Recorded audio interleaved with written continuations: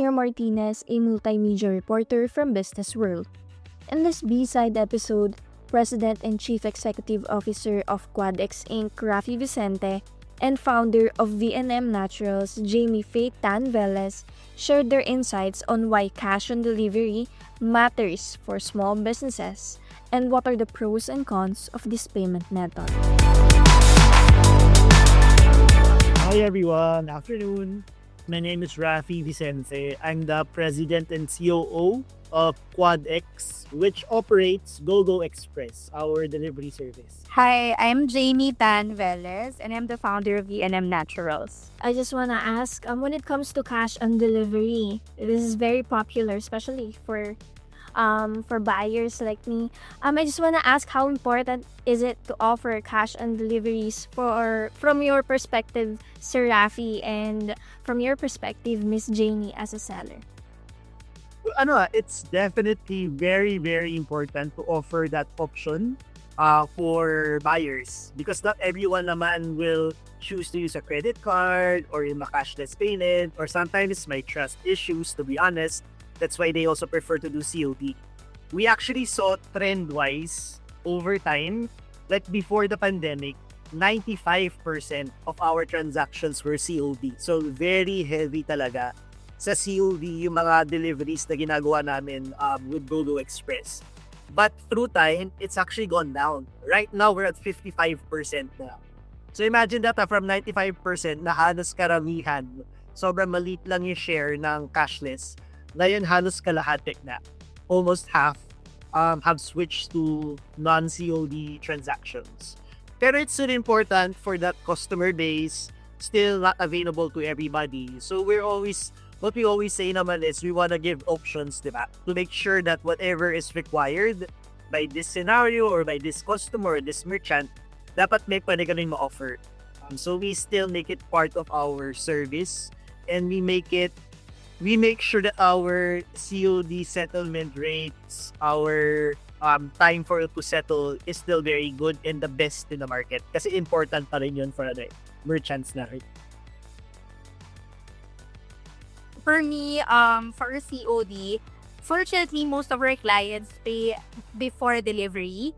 That's what we really prefer as merchants. But we offer COD options for first-time buyers, or let's say within Metro Manila, it's easier to get the COD payments. We offer that for other businesses as well. For V&M kasi, we've been around for 17 years. So most of our customers also loyal. So trust kasi that yung pinaka-important. If you're a new brand, then most of the consumers would be worried to, just pay right away. But once you've built that trust, then it's easier to ask them for payments. But COD options also work kasi parang then you never know if that particular customer will be a long-time client eh. So parang first order niyan COD, and then later on mas kampante na siya magbayad in cash or transfers.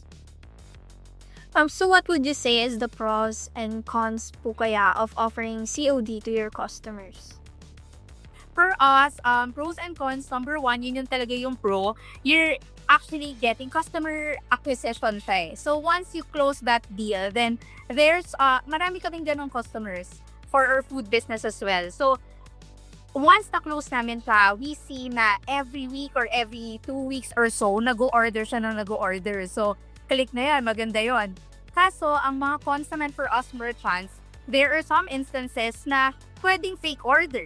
Pagdating doon ng rider, hindi magbabayad. So, if the customers are worried buying online, sometimes yung merchants din may mga ganyang experience. So, yun yung masasabi kong cons. So, you just have to be more careful. Siyempre, kung ang courier mo hindi rin reliable, binigay lang yung product without really confirming if paid, or medyo may mga ganyang nangyayaring instances eh. Bibigay lang. Yun yung magiging cons talaga sa merchants. So would you say that yung failed deliveries po is more prominent when it comes to COD clients? For me kasi, failed deliveries, marami siyang angles to look at. Like, deliveries may be caused by hindi masyadong madaling hanapin yung location or yung area, medyo liblib yung area. pwede rin, yun nga, fake order talaga siya. So, marami siyang iba't ibang angles to look at. I totally agree. I was supposed to say na, yun nga, it's not the only reason for failed delivery. Actually, in our experience nga, it's a smaller factor kung bakit nag-fail yung mga deliveries. If may ma-issue ang COD, normally nangyayari, kasi like in Go Express, we can do up to 2 delivery attempts. Sasabihin sa first day, ay walang pera, walang COD, hindi iniwan ng kung sino man person. Balik kayo bukas. So we can do that naman. We can do a second attempt to get the cash to be collected. Pero like what si Jamie said nga, there are other reasons for failed deliveries. Like, nahirap hanapin yung location, or minsan din sasabihin nila, I don't remember making that order. Yun yung minsan, totoo bang buyer? Alam nangyari, di ba? They refuse to accept the delivery. So may mga cases din na ganun. Or sometimes, actually mostly talaga, it's difficulty in contacting also the buyer. Like, we have a phone number naman, it's part of the requirement. But sometimes they don't answer, so we cannot locate the exact address. Kasi minsan, street lang, tas parang hindi mo yung unit doon sa apartment or sa condo, so hindi mo rin siya maiwan. Pero naman on the side of parang Go Express, what we do rin talaga to make sure that one kasi of our parang trusts in operations, we call it success on the first attempt. Parang we don't want to retry, we don't want to come back. Gusto namin the first time we do it, dapat successful na siya. So we'd actually monitored, we have KPIs to monitor that, the way that we do our earnings for our riders, yung mga reports, yung performance scorecard ng team, naka-base talaga siya doon para everyone is geared towards successful delivery on the first attempt. That's what we want to do. So we do things like monitoring of the coordinates, the lat long of the rider. Were they at the right place when they were supposed to deliver? Now we match it against the declared address. Kung talagang failed delivery, we require the rider to take a picture of the location para we can prove that we actually went there. Kumakatok kami at tagal, naghihintay, walang lumabas, so we couldn't deliver it. So those kinds of requirements, we put it for the riders to make sure that they do all of the effort that they can to make the delivery successful on the first try. So that's one of our experience initiatives to make the experience of using Go Express better sana than other providers out there. And then for Miss Jamie, I just wanna ask, do you have certain red flags when it comes to like COD customers, and what best practices po kaya do you recommend to avoid or to minimize, I guess, fake orders or failed deliveries? Well, number one, kung ang mga courier, frontliners, selling riders, sa amin naman for merchants like us, our frontliners would be our customer service. So, dun pa lang, medyo maaano mo na siya you'll be able to screen the customers. Mukha bang red flag would be, let's say, ordering too much, tapos unreachable yung customers, sobrang tagal niya minsan mag-reply, or too good to be true orders. So, if it's too good to be true orders, we really make sure that we partner with a reliable, let's say, courier, and at the same time, or rider. Since, diba, here, sobrang daming options naman. A rider we know, alam mo yan, very important, and a mindful rider or a mindful courier. Kasi, why is it very important to have a mindful courier or rider na frontliner?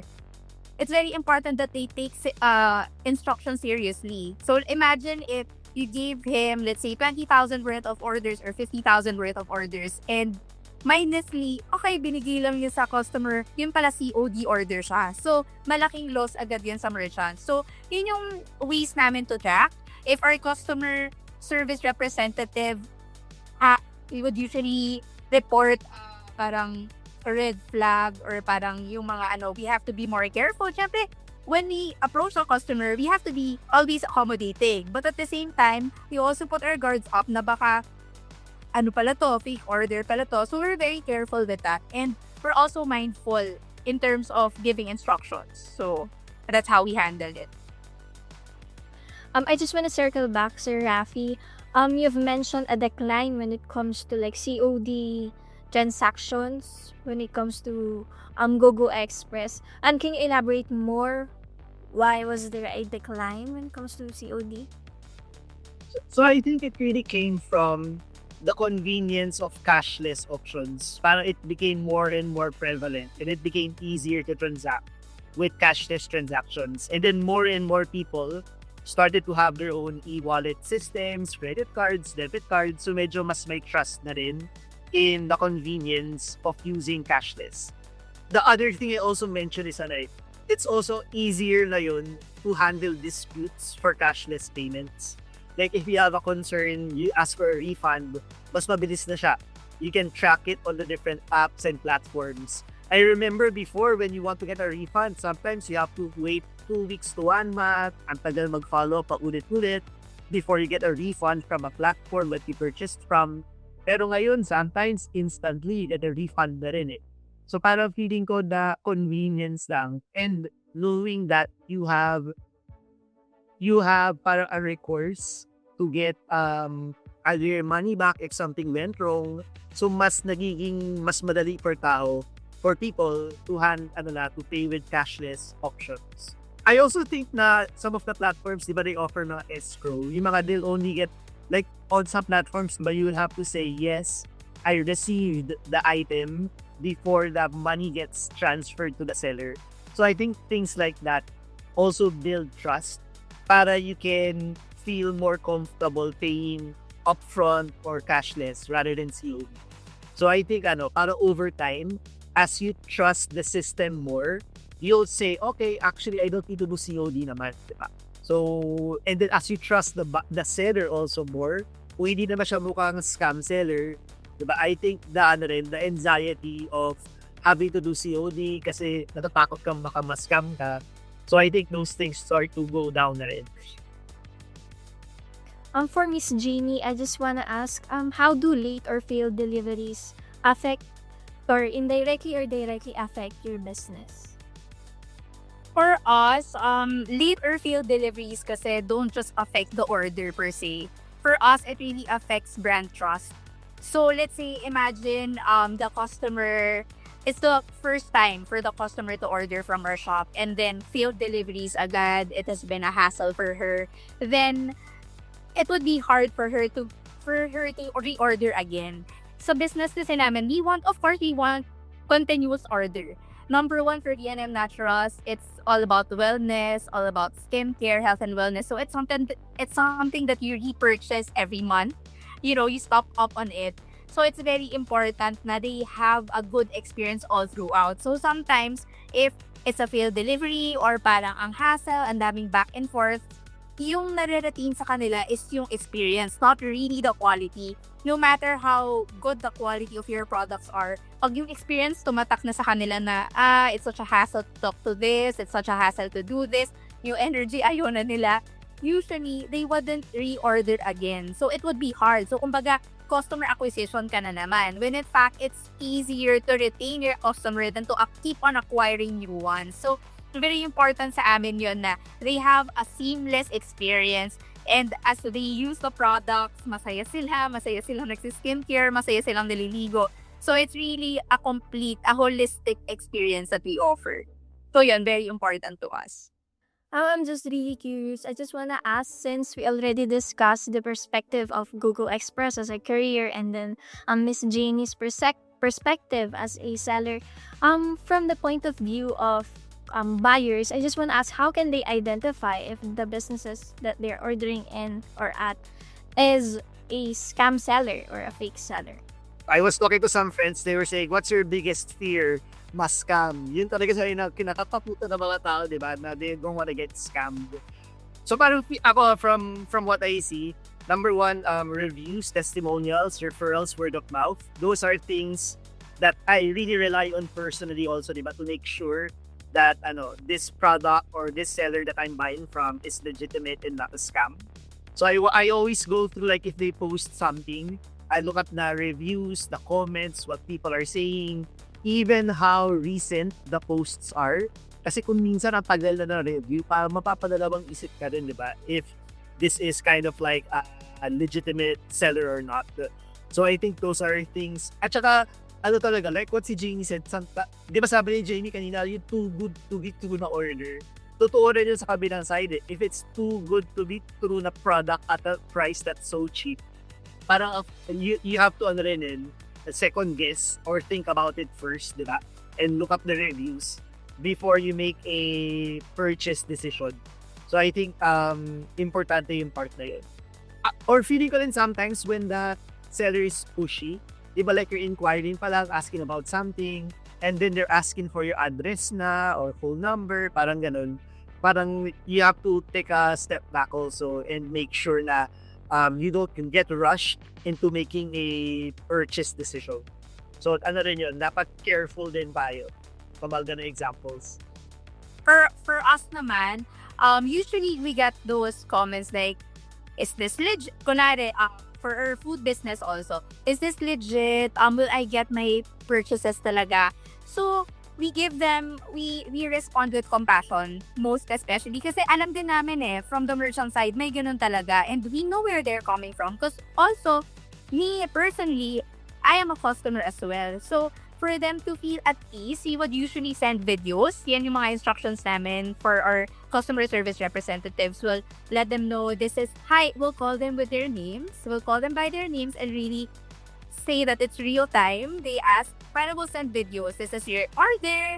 This is, for example, hi Sir Raffy, we understand where you're coming from. This is your order, just to make sure that it's, it's really legit. We're holding it. This is what you want. We even call them just to make them feel at ease. Para at least, diba, hindi sila mag-worry. Parang the least that you want to think of when ordering online is worrying about whether you're gonna get it or not. So that's very important. We make them feel at ease, and at the same time, what else do we do?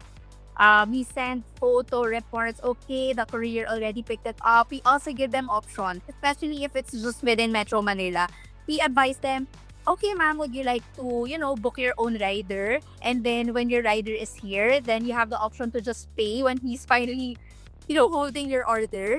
We give them a lot of options para at least they'll know, hey, you can track your order, you can do your own booking. Ano yun, lahat we give them. Para at least they'll feel na, yun sinabi ni Sir Raffy, we're not just after your money, we're after your experience. So that's how we do it. While cash on delivery will always have challenges and advantages, it will continuously be part of the daily lives of online sellers, promoting accessibility, expanding market reach, and shaping the way consumers and businesses engage in e-commerce. This has been another episode of B-Side. Subscribe now and enjoy industry insights on Philippine businesses and beyond.